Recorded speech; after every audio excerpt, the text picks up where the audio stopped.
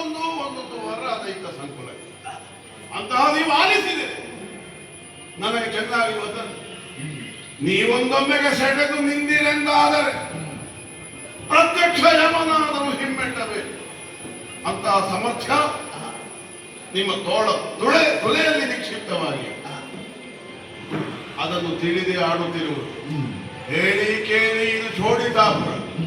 ಚೋಡಿತಂತ್ರ ರಕ್ತ. ಸ್ವಲ್ಪ ಅಹಂಕಾರ ಪ್ರದರ್ಶನ ಮಾಡ್ತಾರೆ ಅಂತ ಬಾಕಿದವರು ಗುರುತಿಸಿದೆ.